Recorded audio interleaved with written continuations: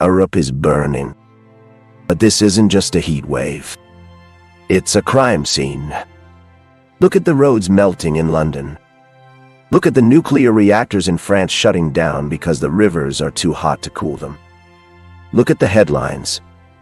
1,300 excess deaths in a single week. This isn't weather. This is violence. And someone pulled the trigger. First, they broke the infrastructure. In France, nuclear reactors, the backbone of their energy grid, had to power down. Why? Because the rivers used to cool them were boiling. The result? An energy crisis. Skyrocketing electricity bills. €700 million lost in just 1 week across France and Germany. The systems we built for a stable climate are collapsing under the weight of an unstable one. Then, they broke the economy. Agriculture is failing. Tourism is halting as cities become ovens. But nature is taking the hardest hit.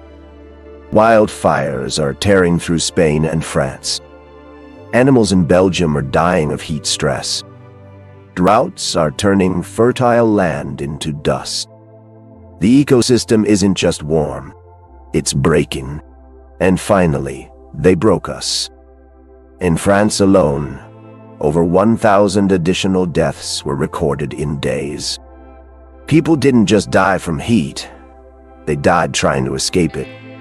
Drownings spiked as desperate families sought relief in lakes and rivers.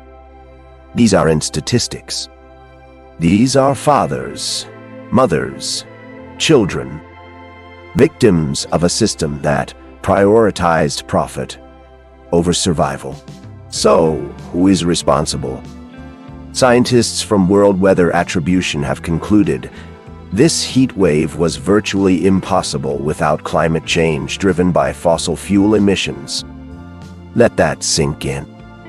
Without coal, oil, and gas, this heat wave wouldn't exist. Data shows that a similar heat wave in June would have been 3.5 degrees C cooler in 1976. 2 degrees C cooler in 23. Every fraction of a degree is a choice. A choice made by boardrooms.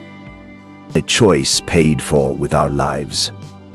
As the UN climate chief stated, this is the latest price to pay for fossil fuel pollution baking our planet. We can't undo the past, but we can stop the bleeding. We need a faster shift to clean energy. We need climate-resilient infrastructure.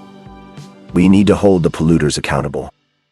Europe is broken, but it's not dead. Yet. The question is, will we fix it before the next heat wave finishes the job?